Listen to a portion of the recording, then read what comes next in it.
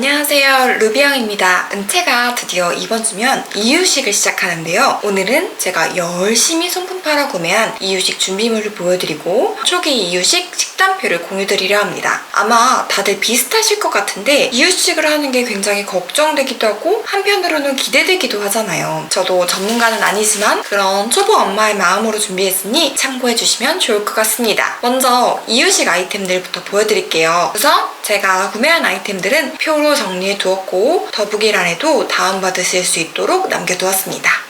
저는 이유식을 베이비 무브라는 이유식 조리기로 할 예정입니다. 이유식은 음식을 처음 접하는 아기가 먹을 수 있게 모두 작은 입자로 줘야 하고 영양 손실을 최소화하기 위해 쪄야 되는데요. 이 기계가 이쪽에서 익히고 이쪽에서 갈아주는 기계라고 생각하시면 됩니다. 이유식은 매번 만드는 게 아니라 소분을 해서 냉동을 했다가 그때그때 해동을 해서 주는데요. 이 기계로 데우는 것도 가능하더라고요. 이게 초기부터 중기까지 무난하게 잘 사용하는 아이템이지만 그렇다 하더라도 사용기간이 무척 짧기 때문에 저는 모이 새 상품을 당근에서 구매했습니다. 이 베이비 무브로 저는 토핑 이유식을 할 거예요. 토핑 이유식은 죽처럼 재료를 다 섞는 게 아니라 하나하나 반찬처럼 내놓는 거예요. 이걸 위해서 재료를 따로따로 조리해서 얼릴 건데요. 그때 필요한 게 바로 큐브입니다. 큐브는 제일 국민템인 퍼기로 구매했고 이게 이중밀폐에 분리하기도 쉽다고 하더라고요. 용량이 50ml 들어가는 4구짜리 2개, 30ml 들어가는 6구짜리 4개, 15ml 들어가는 12구짜리 2개 이렇게 세트로 구매했습니다. 이거는 여기다가 다 큐브를 보관하는 게 아니라 딱 얼리는 하룻밤만 쓰는 거라 그렇게까지는 많이 필요 없다고 해서 우선 이렇게 시작해 보려고 하고요. 이렇게 얼린 큐브를 다음날 빼서 따로 보관을 하는데요. 보통 창신 리빙에 김밥판 많이 쓰시는데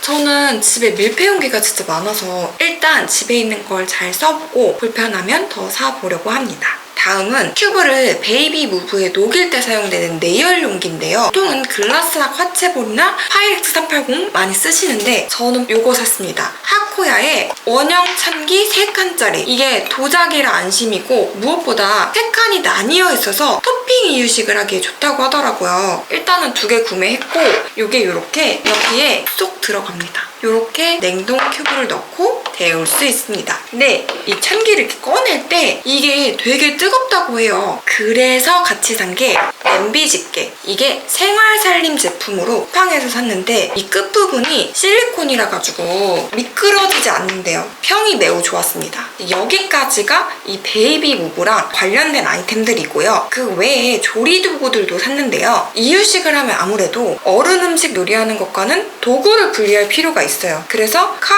도마, 파출력, 매셔를 샀습니다. 이유식 칼도 국민템이 있는데요. 바로 퓨어 코마치 제품입니다. 물론 이보다도 더 좋고 비싼 제품도 있지만 이게 딱 가격 대비 성능 고려했을 때 최고라고 하더라고요. 이 이유식 칼은 색깔별로 용도가 다양하게 나오는데 육류용과 채소용을 구분해 사용하기 위해 보통 2개 구매하시고 그레이 블랙 조합을 많이 쓰시던데 저는 다용도인 블랙과 채소용인 그린을 샀습니다. 저는 이게 채소용 칼이라는 게 너무 궁금하더라고요. 그래서 사봤습니다. 도마는 도블레 이유식 도마 샀습니다. 이거는 사이즈가 소, 중, 대 나오고 색상도 예쁘게 다양해요. 하지만 그 밝은 색상은 쉽게 물든다는 리뷰가 있었고 그리고 그냥 큰 게 휘뚜루 마뚜루 잘 쓴다고 해가지고 카키랑 블랙으로 대자 2개 사서 육류용이랑 채소용 구분해서 쓰려고 합니다. 스파츌라는 퍼기 제품 샀는데 이게 원래 뭐 조리도구 세트라고 해가지고 3개짜리가 제일 유명해요. 근데 막상 후기 읽어보면 이 제일 작은 것만 있어도 됐겠다라는 분들도 있어서 저는 작은 거 1개만 샀습니다. 그리고 저는 이유식을 그 조리기에 있는 믹서로 갈 거긴 한데 바나나 같은 거는 매셔로 으깨기도 한다고 해서 매셔도 하나 샀습니다. 이것도 국민 이유식 아이템인 투데코 제품으로 샀어요. 그리고 대망의 식기. 식기는 정말 사고 싶은 게 너무 많았어요. 제가 염두에 뒀던 제품들은 로코유, 러빗, 네스틱, 리우드 이렇게인데 이게 제가 신혼살림 때도 느낀 거지만 식기를 왕창 사는 것보다 하나씩 써보면서 드리는 게 정답이더라고요. 그래서 우선은 제일 갖고 싶었던 유아베리 스페셜의 볼 타입 하나 플레이트 하나, 식판 하나 이렇게 샀습니다. 이렇게 타입별로 써보고 저희에게 맞는 종류를 더 늘려가려고 합니다. 그리고 이것도 필수죠. 외출했을 때, 급하게 쓸 때 유용하다는 락앤락의 이유식 밀폐용기. 이것도 되게 여러 종류가 있는데 일단 밀폐력이랑 사용의 편의성을 고려해서 이 더 편한 시리즈로 샀고요. 이거는 이렇게 돌려서 여닫는 방식이에요. 그리고 이유식 용기는 크면 클수록 좋다고 해서 가장 큰 사이즈로 3개 마련했습니다. 6개 이상 사시는 분들도 많던데 집에서 접시해줄 생각이라면 3개면 충분하다고 합니다. 다음은 숟가락. 이유식 숟가락은 이게 국민템이에요. 리첼. 요게 리뉴얼 됐다고 해가지고 새로 나온 걸로 S 사이즈 2개 샀고요. 의외로 정말 오래 고민한 게 빨대컵이에요. 일단 이유식을 시작하면 아기들도 물을 마셔야 되는데 이 평생 젖병만 먹던 아기들이 빨대로 물을 빨아 올리는 게 생각보다 굉장히 어렵대요. 그래서 적응하기가 어려워서 막 빨대컵만 수십 개 사시는 분들도 있다고 해서 저는 그나마 실패 확률이 가장 낮다는 리첼의 첫걸음과 스텝업 빨대컵 2가지를 준비했습니다. 리첼 첫걸음은 이 뚜껑 부분을 눌러주면 물이 나온대요. 그래서 엄마가 눌러줘서 아, 빨대는 물이 나오는구나 이런 걸 알려주고 그러면서 빨대에 적응하게 해주는 거고요.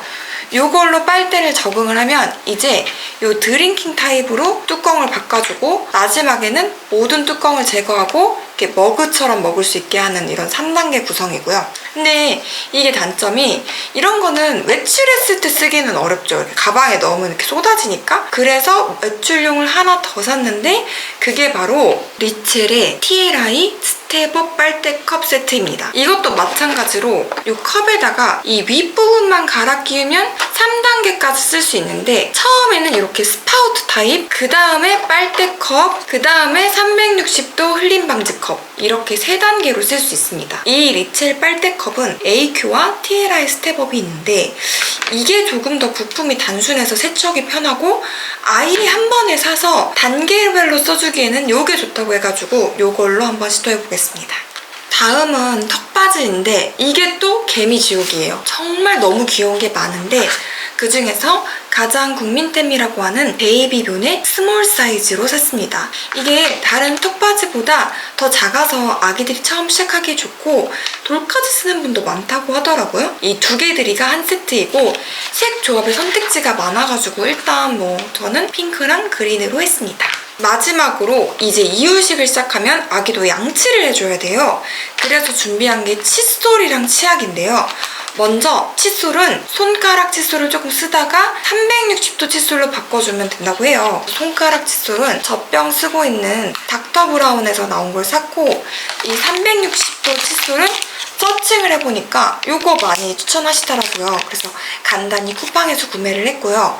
저는 치약을 오히려 더 고민을 했는데 왜냐면 아기들은 사실상 헹굼이 불가능하거든요. 그래서 치약을 쌀알 만큼 짜서 닦아주고 그러면 자연스럽게 먹게 되는 그런 거더라고요.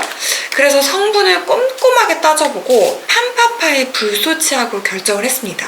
예전에는 저불소 치약을 쓰는 게 트렌드였는데 요즘에는 불소 1000 이상 써주는 게 변경된 지침이어서 이 제품으로 골라봤습니다. 근데 이게 예약 배송이어가지고 아직 못 받았어요. 은채는 다행히 아직 이가 나지 않아서 배송이 오면 천천히 시작해도 될 것 같습니다. 여기까지가 제가 구매한 아이템인데 다들 준비하는 리스트에는 있지만 저는 사지 않은 아이템도 간단히 말씀드릴게요. 우선은 채망 안 샀습니다. 이유는 집에 원래 쓰던 게 있기도 하고 저는 질감을 빠르게 높이는 게 목적이라 안 샀습니다. 계량컵 안 샀고요. 이거는 집에 젖병에 많이 남는데 그걸로도 충분하다고 해서 안 샀습니다. 냄비도 안 샀는데 저는 베이비모브 쓸 거여서 굳이 필요할까 싶긴 해요. 근데 만약에 필요하면 하나 사려고 서칭은 해뒀어요. 믹싱볼도 안 샀는데 저희 집에 베이킹용 조색볼이 몇 개 있거든요. 이게 크기가 작고 가벼워서 설거지하기도 편해서 아마 이걸 더 많이 쓰지 않을까는 싶습니다. 계량 저울도 원래 집에 있어서 안 샀어요. 저는 개인적으로 저울은 이렇게 테두리에 굴곡이 있는 건 불편하더라고요. 이게 턱이 있어서 아무거나 올려놓기엔 불편해요. 그래서 이렇게 평평한 타입이 좋은데 크기가 커서 이걸 제일 많이 쓰긴 해요. 근데 요거는 또 소수점이 안 나와가지고 혹시나 계량적으로 하나만 사신다면 턱이 없고 소수점까지 나오는 걸 하나로 구입하시는 게 좋은 것 같습니다. 너무 길죠? 제가 이런 거에 되게 할 말이 많은 사람이어가지고 진짜 어떡하죠? 식단표는 더 많은데? 저는 이 이유식의 세계가 공부를 하면 할수록 너무 재밌고 일단 제가 먹는 걸 너무 즐기는 사람인데 아기를 저희의 식탁으로 초대하는 이 과정이 너무 설레더라고요. 그래서 식단표를 책을 보고 공부를 해서 짰는데 그렇게 만든 식단표가 짠! 바로 요겁니다. 일단 구성으로는 위쪽에 초기 이유식의 목표, 그리고 방법, 그리고 오래도록 가져갈 우리 집 식사의 룰을 정했습니다. 이 중간 부분이 메인 식단표이고요. 옆쪽에 큐브 제거가 어느 정도 필요할지 계산하고 이유식을 먹이면서 특이사항이 있을 때 어떻게 대응할지, 예를 들어 알레르기가 생겼거나 아기가 아플 때 어떻게 먹이면 좋을지를 정리해 두었습니다. 그럼 이제 하나하나 보여드릴게요. 우선 저는 초기 이유식을 할 때 제일 중요한 목표가 아기에게 음식을 먹인다기보다는 아기가 천천히 음식과 친해지는 거라고 생각을 했습니다. 이유식은 사실 유아식 그리고 성인식으로 가는 첫 단계잖아요. 어차피 이때는 영양 공급을 주로 분유로 하기 때문에 먹이는 거에 부담을 갖지 않고 처음에는 정말 한 숟가락만 먹인다는 생각으로 접근하기로 했습니다. 또 최대한 다양한 재료를 맛보게 하되 알러지 테스트를 위해서 3일에 한 번씩 새로운 재료를 추가하게 했습니다. 그리고 이건 하정운쌤 책에서 본 건데 중반부 이후부터는 매일 5가지 식품군 고기, 육류, 채소, 과일, 분유를 매일 먹을 수 있도록 구성했습니다. 그리고 이번 달 내에 알레르기 3대장 계란, 밀가루, 땅콩 테스트를 완료할 계획입니다. 첫 이유식을 하는 방법으로는 식사는 정해진 시간에 할 예정이어서 우선 저는 한 끼를 먹을 때는 11시에, 두 끼를 먹을 때는 5시에 하려고 하고요. 배고픈 타임에 하되 또 너무 배고프지 않도록 해야 돼서 처음에 먹여보고 아기가 막 배고파서 뭐 어쩔 줄 모르면 분유를 살짝 먹인 뒤에 이유식을 먹이려고 하고 이유식을 먹고 나서는 수유를 바로 붙여서 먹이는 게 권고된다고 해서 저도 그렇게 해볼 예정입니다. 이유식을 시작하면 가장 중요한 게 물 마시기 연습이죠. 이거는 베이비 위스퍼 골드 책에서 본 건데 그 책에서도 컵을 자꾸 바꾸지 말고 천천히 조금씩 계속 한 달 동안 시도하라고 돼 있어서 이번 달 내내 시도해볼 예정이고요. 이유식 재료는 냉동을 하되 2주 내에 소진 예정입니다. 재료는 제 지금 생각에는 신선한 재료로 준비를 하되 너무 막 어른용과 구분하지 않고 골고루 사용해 보려고 해요. 그리고 이건 조금 중요한 건데 제가 사실 중증 알레르기 반응 병력이 있어요. 그래서 알레르기가 오면 갑자기 막 기도가 막혀서 숨을 못 쉬고 얼굴이 진짜 막 이렇게 붓거든요. 이게 아기에게 유전될 확률은 낮다고 하지만 아무래도 걱정이 돼서 알레르기 반응 유의사항도 식단표에 적어뒀고 이것도 그냥 통으로 인쇄해서 냉장고에 붙여두려고 합니다. 그리고 또 하나의 응급상황 대응은 질식인데요. 이 액체만 먹던 아기가 갑자기 고체를 먹으면 아무래도 질식의 위험이 있다고 합니다. 그래서 하정운쌤 유튜브를 보고 하임리히법을 매일 아침 연습하려고 합니다. 이쪽은 이유식을 넘어 유아식까지 장기적으로 가져갈 저희 집 식사의 룰인데 이런 거는 처음부터 밀고 나가는 게 맞다고 생각해서 꼭 지키려고 합니다. 그래서 자세히 보면 식사는 한 자리에서 정해진 시간에 한다. 그래서 따라다니면서 먹지 않고 정해진 시간에만 간식을 준다. 그리고 식사는 가족과 함께 한다. 부모도 비슷한 시간대에 같이 먹고 식재료도 점차 공유해 간다. 이게 원칙이고요. 그리고 식사는 스스로 먹고 싶은 만큼만 먹는다. 그래서 초기에는 물부터 조금 연습을 시키고 나중에는 핑거푸드 같은 것도 좀 스스로 먹어보는 연습을 해보려고 합니다. 식단표는 파일을 올려드렸으니까 쭉 보면 될 것 같은데 저는 쌀죽으로 시작해서 딱 180일에 소고기를 먹을 수 있도록 하고요. 그 후에 이파리 채소, 노란 채소, 과일 순서대로 테스트를 해서 13일차부터는 아기가 분유를 포함한 5가지 식품군을 모두 섭취할 수 있도록 했고 2주차까지는 한 끼만 먹이고 3주차까지는 간단한 간식을 추가해 보려고 하고 4주차에 간식을 빼고 아침, 저녁 2끼 이렇게 먹이고 이게 다 적응이 완료되면 5주차에 아침, 간식, 저녁 이렇게 한번 먹어보려고 합니다. 사실 더 빨리 막 올리시는 분들도 있는데 저는 이런 면에서는 조금 천천히 보수적으로 하고 싶어하는 편이어서 이렇게 해보려고 합니다. 새로운 재료가 추가되는 날에 다른 반찬은 되도록이면 기존에 먹어본 재료를 구성을 해서 알레르기가 발생했을 때 그 원인을 정확하게 알 수 있도록 했어요. 알레르기는 계란, 밀가루, 땅콩버터를 골고루 배치했습니다. 이렇게 해서 소모되는 큐브도 대략적으로 계산을 해두었고요. 아래쪽에 있는 알레르기 반응의 증상과 아기가 감기에 걸렸을 때, 설사에 걸렸을 때, 변비에 걸렸을 때의 증상은 하정훈 쌤의 책을 보고 정리했습니다. 이유식을 시작하면 특히나 아기 변을 유심히 관찰해야 된다고 하더라고요. 변비가 매우 흔하다고 하니 이 부분은 꼭 미리 숙지해 두려고 합니다.